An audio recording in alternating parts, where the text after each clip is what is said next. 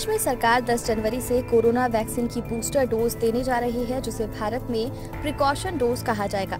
शुरुआत में ये वैक्सीन की तीसरी dose frontline workers, health care workers और गंभीर बीमारियों से जूझ रहे 60 साल से ऊपर के बुजुर्गों को दी जाएगी। ऐसे में कई बड़े सवाल भी उठते हैं, जिससे कितने गैप में ये वैक्सीन की तीसरी डोज दी जाएगी, तीसरी डोज लगवाने के लिए क्या जरूरी होगा, ऐसे ही 8 सवालों के जवाब जानते हैं।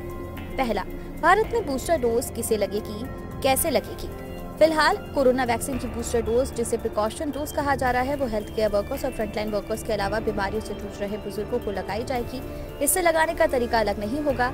जिसे पहली 2 डोज लगी है, वैसे ही तीसरी डोज भी लगेगी। दूसरा, कितने लोगों को लगेगी बूस्टर डोज?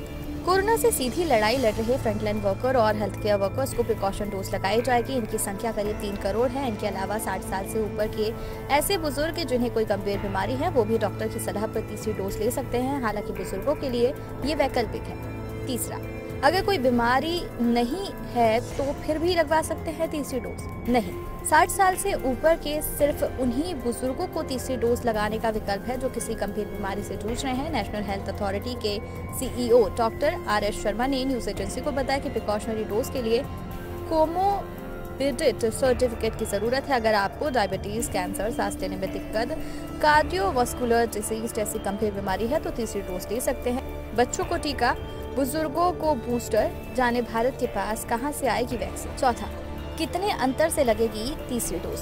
सरकार की ओर से इसे लेकर अभी गाइडलाइंस जारी नहीं हुई हैं। हालांकि सूत्रों का कहना है दूसरी और तीसरी डोज के बीच 9 से 12 महीने का अंतर हो सकता है, यानी 10 जनवरी से उन्हें ही तीसरी डोज लगाई जाएगी जिन्होंने इस साल जनवरी से मार्च के बीच दूसरी डोज ली होगी। पांचवा, तीसरी डोज के लिए कौन सी वैक्सीन रहेगी? एक्सपर्ट का मानना है कि तीसरी डोज अलग वैक्सीन की होनी चाहिए। जैसे अगर पहली 2 डोज कोवैक्सीन की लगी है तो तीसरी डोज कोविशील्ड की लगनी चाहिए। इसी तरह अगर पहली 2 डोज कोविशील्ड की लगे तो तीसरी डोज कोवैक्सीन की लगे। हालांकि सरकार की ओर से अभी तक मिक्स वैक्सीन की बात नहीं की गई है, इसलिए अभी यही माना जा रहा है कि जिस व्यक्ति को जिस वैक्सीन की पहली 2 डोज लगी है, उसी वैक्सीन की तीसरी डोज भी लगाई जाएगी। छठवां, क्या बूस्टर डोज का सर्टिफिकेट भी मिलेगा? हाँ, जिस तरह वैक्सीन की पहली और दूसरी डोज लगाने पर सर्टिफिकेट दिया गया, उसी तरह बूस्टर डोज का सर्टिफिकेट भी मिलेगा। डॉक्टर RS शर्मा ने इस बात की जानकारी दी। सातवां, बूस्टर डोज लगाने का फैसला क्यों लिया गया?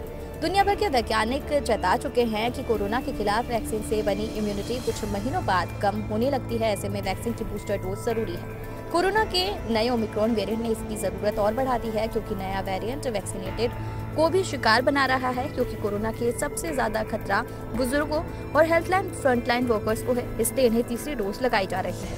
8वां, मुझे गंभीर बीमारी है लेकिन उम्र 60 से कम है तो क्या लगवा सकती हूँ तीसरी डोज? नहीं, अभी तीसरी डोज सिर्फ frontline worker, health care worker और गंभीर बीमारी से जूझ रहे 60 साल के ऊपर के बुजुर्गों को ही लगाई जाएगी। अगर आपको कोई गंभीर बीमारी है लेकिन उम्र 60 साल से कम है तो तीसरी डोज आप नहीं ले सकते।